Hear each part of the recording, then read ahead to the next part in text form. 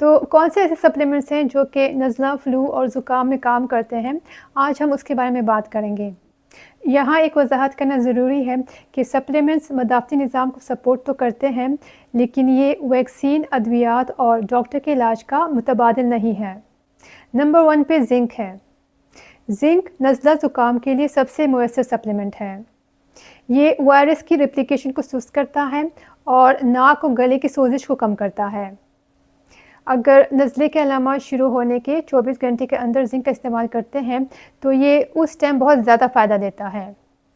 نزلے کے دوران زنک کی خوراک 75 سے 90 ملی گرام روزانہ ہے، 5 سے 7 دن تک لے سکتے ہیں۔ اور پریونشن کے طور پہ سردیوں کے موسم میں 15 سے 30 ملی گرام روزانہ لے سکتے ہیں۔ ناک میں ڈالنے والے زنک اسپرے استعمال نہ کریں کیونکہ یہ مستقل طور پر سونگھنے کی صلاحیت کو ختم کر سکتا ہے۔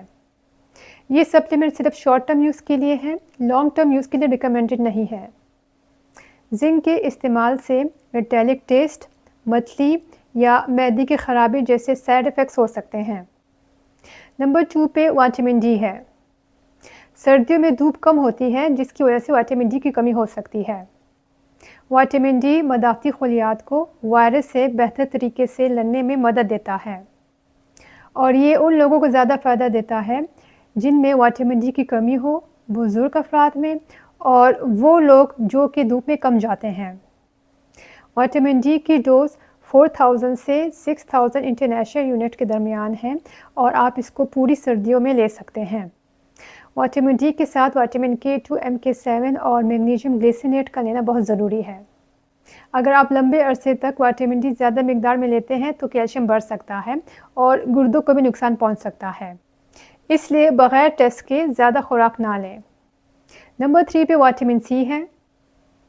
وٹامن سی مدافعتی نظام کے 2 اہم خلیات وائٹ بلڈ سیلز اور نیوٹروفلز کی کارکردگی کو بہتر بناتا ہے۔ یہ دونوں خلیات انفیکشن کے خلاف لڑتے وقت وٹامن سی کو تیزی سے استعمال کرتے ہیں۔ وٹامن سی اینٹی آکسیڈنٹ کے طور پر بھی کام کرتا ہے۔ یہ ان فری ریڈیکلز کو ختم کرتا ہے جو کہ انفیکشن سے لڑتے ہوئے پیدا ہوتے ہیں۔ تو وٹامن سی بیماری کا دورانیہ کم کر سکتا ہے اور علامات کی شدت میں بھی کمی آ سکتی ہے، اور اگر آپ اس کو ریگولرلی استعمال کرتے ہیں تو آپ کو زیادہ فائدہ ہوتا ہے۔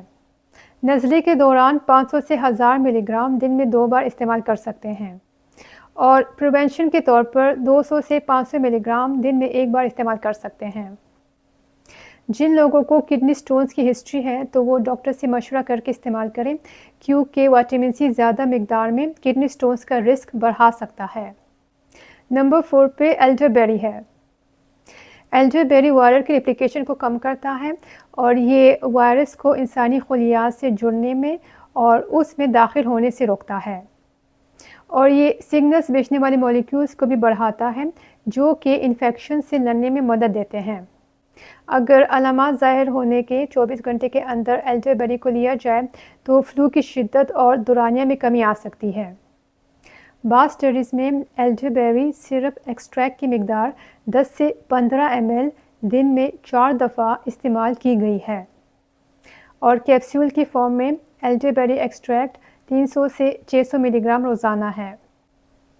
یہ لوزینجز کی فارم میں بھی دستیاب ہے جو اکثر زنک کے ساتھ ہوتی ہے۔ ایلڈر بیری کو 7 سے 10 دن تک استعمال کر سکتے ہیں، اور اگر 10 دن کے بعد علامات میں کمی نہ آئے تو استعمال بند کر کے ڈاکٹر سے مشورہ کریں۔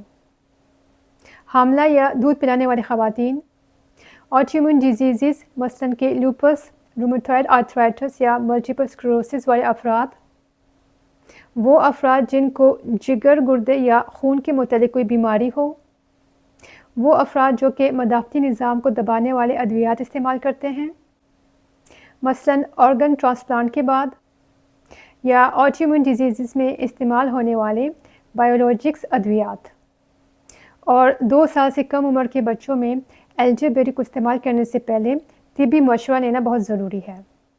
نمبر 5 پہ ایکنیشیا ہے۔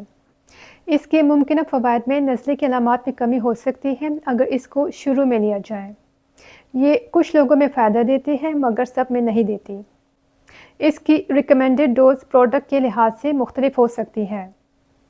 ایکنیشیا پرپرا کی لیکوڈ ایکسٹریکٹ کی ڈوز 10 मिली लीटर तक है और इसकी मुख्तलिफ ड्राई पाउडर फॉर्म की मिकदार 900 मिलीग्राम तक है। कैप्सूल्स की फॉर्म में 300 से 500 मिलीग्राम के दरमियान है। दिन में 2 या 3 मरतबा ले सकते हैं और 10 दिन से ज़्यादा इस्तेमाल ना करें।